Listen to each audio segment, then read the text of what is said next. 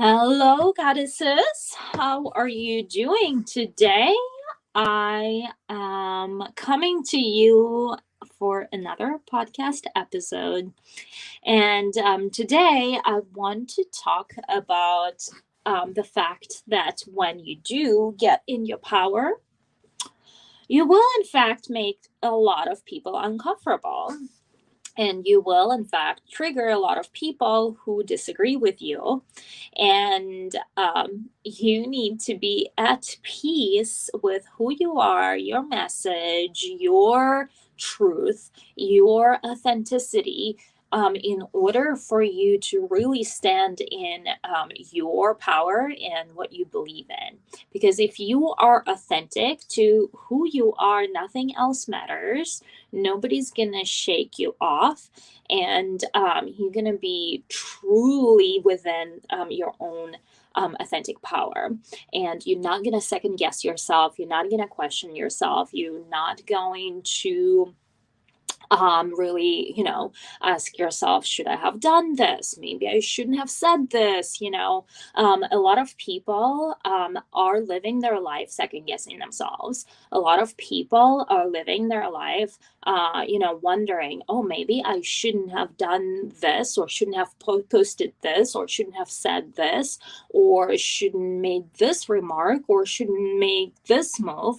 And it's so interesting that I don't ever second guess myself. I don't ever second guess myself. And the reason why I don't ever second guess myself is because I always act from the place of power, from the place of authenticity, and from a place of full on decision, right? Based on what's true for me, what my values are.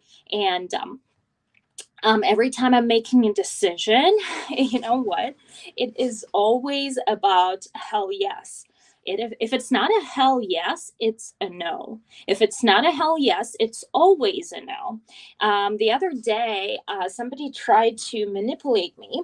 We are going through a process of finding, excuse me, like a place, a real estate place, right? And somebody, the realtor, they love their game. So they go, hey, we have a lot of interest on this place. Got to act quick, like it's going to go away. And it's like I could see through fakeness. I could see through bullshit. You don't want to mess with me, like, because besides the fact that I stand in my own power, I'm very intuitive too, and I see right through people. Like, I see their insecurities. I see right through people. Like, you don't want to mess with me. Like, if you fake, I feel it in my heart, right? And so it's so funny. And another thing is the fact that, we've gone through the process multiple times, and this is like the third or fourth place we're looking at. And all other places that we've looked at has not worked out, and they're still empty, no offers, nothing. And it's so funny how, like, he thinks that this, he like that. To me, that's ridiculous. To me, it's a laughable tactic and trying to manipulate. And I understand this is like a common thing within the industry, but it's laughable to me because I obviously have the upper hand in that. I think I made a post on this, but yeah, you don't get through to me with manipulation, with negativity, with with disrespect. I require full respect from anyone I'm doing business with, I'm communicating with. Any form of negativity gets bounced off of my energy field. I practice energy work every day, so anything that like is not fitting in within my energy vibration, it like bounces off to the person who sent that to me. Like, that's literally how I work. So it's never going to get absorbed, right? Now, if I ever acted from a place of second guessing myself, not sure if this is the right move, then I would have allowed the space for, oh, maybe I shouldn't have done this. But then I wouldn't have acted from a place of total hell yes, from a place of total authenticity, from a place of power. right? And that's the funny thing. I saw in him the BS that like all other places are sitting empty, and he acts like he's so special and there's so much interest. And I got the upper hand, and we're coming back and actually presenting another offer that benefits us, right? And it doesn't, like, another thing that I've done is like I've completely disattached energetically from the outcome whatsoever. I don't depend on the outcome, whether we get this place or not, it doesn't matter. So like, I know that I'm being guided and I'm in the right place, right? So there's that. Another thing that I really wanted to share is the fact when you do come out, oh, by the way, let me switch my banner here. When you do come out and become fully visible, which is your job, whether you are, especially if you are a business owner, like that's your job to be fully visible, because there is a thing now and there's no other way. You are the brand of your own business. And if you don't, you only attract people to do business with you who like you, who are like you. Does it make sense? Who like you, who are just like you, right? You're attracting people who are just like you. And those are the ones that you only going to do business with. If you're trying to cast your net to everyone and everything, you get nothing. But if you express your opinion, you believe so much in it, you authentically show up for where you need to show up, you stand in your truth, you attract people who are with you 100%. You attract people who admire, they may not agree with you on the opinion, but they will admire the fact that you are actually have balls to come out and talk about this in public, even though you may not be met with rainbows and butterflies, and it's okay, right? It's so totally okay. And that is what Love Goddess is about. Like, yes, Love Goddess is a woman who embraced her sexuality, but guess what else she is? When she embraced her sexuality, she found her power through that. She found her power through that. And lots of men are afraid of that power that comes from a woman who have found that power, because she's not going to submit. She's not going to tolerate bullshit. She sees through fakeness. Feminine power is so much stronger because it is being supported on a completely different level, just like my intuition with seeing the bullshit in people, just like that intuition. It's a woman who stands in her power. And that also means she expresses herself fully and authentically. And that also means she expresses her opinion. And that also means she understands the consequences of her opinion, because she knows not everyone's going to like that opinion or agree with that opinion. She knows she's going to trigger lots of people, and she's excited about it because she knows that what's going to happen is the separation. People who will be in it for the long run, for the good reasons, for the right reasons, will stick and support her even more, and they'll cheer her up, they'll go to war with her, right? And people who disagree with her, and it's not opinion, will select themselves out. They will select themselves out, and they will stop following. They will just disappear. They might turn into hating fans. And somebody said, if you don't have haters, you didn't make it in life, right? Somebody said that.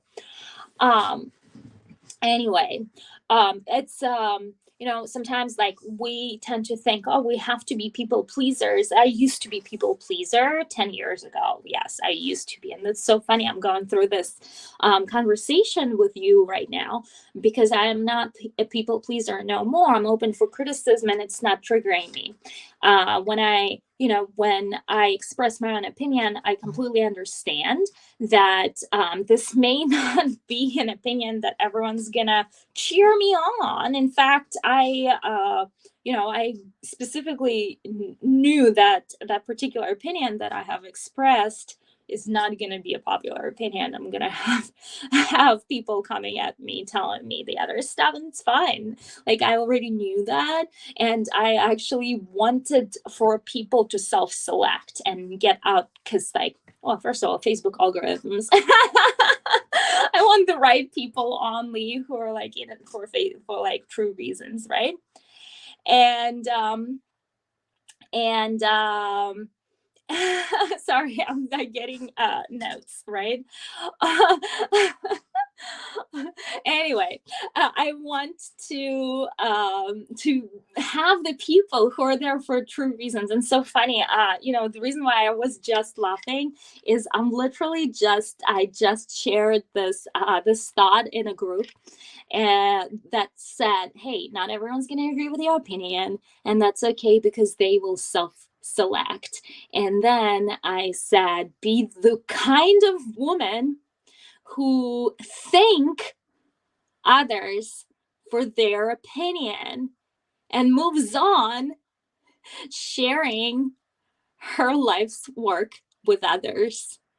And I didn't expect anything out of it until I saw this comment from one of my clients, and she's like, she supported me in this message, and she literally just responded to the comment.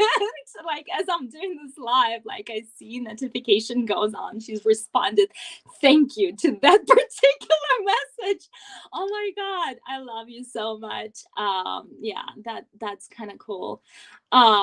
Anyway, wow. Like, God is speaking to me as we speak. That's awesome.